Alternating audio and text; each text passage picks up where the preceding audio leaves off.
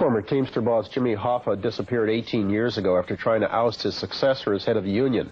Though he is presumed dead, Hoffa's story has a new lease on life these days, thanks to the movie starring Jack Nicholson.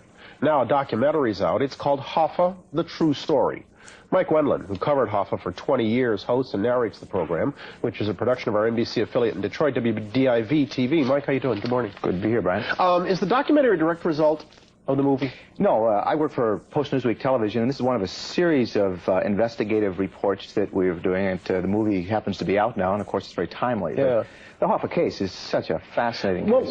let's get the movie out of the way, first of all. How accurate or realistic do you think the movie was? The best thing in the movie is Jack Nicholson. I mean, he does a tremendous job as Jimmy Hoffa, but the rest of the movie is a movie. It's made up stuff. A few things loosely based on facts, but almost all of the movie, and particularly the ending, is just a fiction. Just Hollywood screenwriting. You covered Hoffa for 20 years. What did you think of him?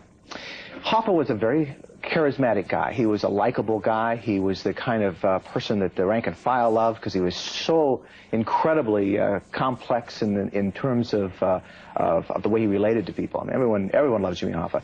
But Jimmy Hoffa's real story is not the movie. The movie paints him as a hero, and Hoffa was anything but a hero. He was a thug. People who have varied opinions about Hoffa seem to agree that he was committed to his people. Is that also part of the myth? I think initially it was true. I mean, you can't take away the master freight agreement which Hoffa negotiated, bringing the Teamsters, really, as they said, the truck drivers into the middle class. That's one good line from the movie.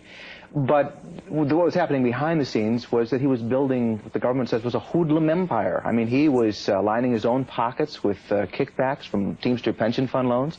He was giving various Teamster locals around the country literally to the mob. They became almost branches of mob families. How did he get in bed with the mob, and why? He began early with an alliance with the Purple Gang, the old infamous Detroit Purple Gang, and then it became the Detroit family. An alliance what, in order to use their muscle? Well, he saw how, remember back in the 30s when unions were first organizing, the companies hired the goons and the thugs to beat them up. Yeah, well, Hoffa was a smart guy. He realized this works, so he paid him a little bit more money, brought him over to his side, and that became sort of a Teamster trademark from the 30s on, that you'd have the toughest, the meanest guys, and Hoffa found these guys in organized crime and in the mob.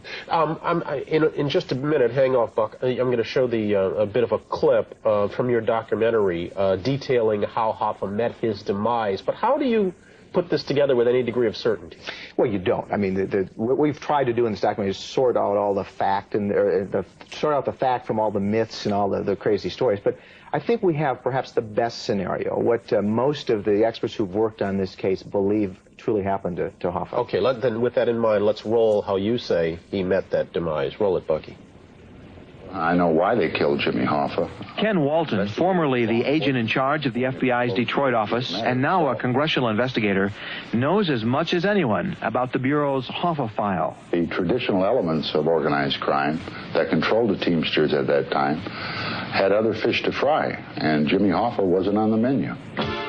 According to information leaked from the FBI, Pennsylvania Mafia boss Russell Bufalino authorized the Hoffa hit on a contract given to Tony Provenzano. 3 men from Tony Pro's New Jersey local, the Bergoglio brothers, Sal and Gabe, and Thomas Andretta, were flown into the Pontiac Airport north of Detroit. They were picked up by a Delaware Teamster official and driven to a home not far from the Red Fox.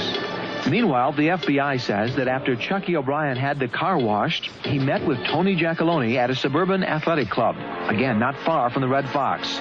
It was one of 9 contacts he had with Giacalone in the days immediately surrounding the disappearance. Then, according to the FBI, Chucky went to the Red Fox to pick up the man he called Dad, probably not knowing what was about to happen.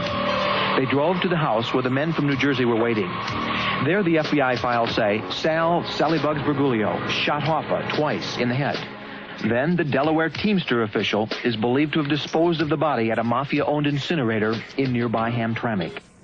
Bergoglio has since been murdered, and then what? Supposedly they hacked up Hoffa's body? Well, no. They basically either disposed of him in that sanitation, that old dump, really, or the theory that I think that we think makes the most sense now that hasn't emerged. It's not as great as the Hollywood story, but that he was simply buried in a pre-dug grave. It was all over 20 minutes after they took him. You're certain they killed him. Are you as certain that he wanted to kill Fitzsimmons? We have talked to a guy who said he was offered a contract by Hoffa to kill Frank Fitzsimmons. The information seems pretty solid that Hoffa saw Fitzsimmons as a traitor. You know, he brought Fitzsimmons up in the Union, and he saw him as a traitor. To date, the FBI has refused to open its Hoffa files. How come? What do they got to hide? That's what we wonder. We wonder. 17 and a half years after Hoffa disappeared, almost all the key players are dead or in prison. They have cleaned up the Teamsters Union. We wonder what they are hiding. I mean, there's not a good argument. So when you wonder that, made. what answer do you get?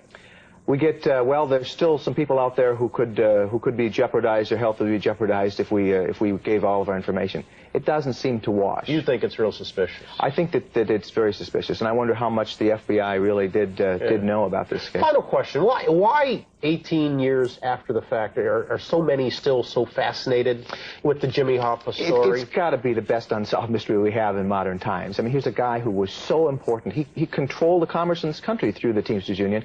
High-profile guy, disappears without a trace. We don't find his body, and 18 years later, there's still theories about what happened, and nobody knows. Yeah. Mike Wendland, the documentary is Hoffa, The True Story. Thanks very much. Thanks, Brian. Thanks for being with us. 8:47. We're back in just a moment with composer Ray Ellis. First, we'll take a break. This is Today at 41 on NBC.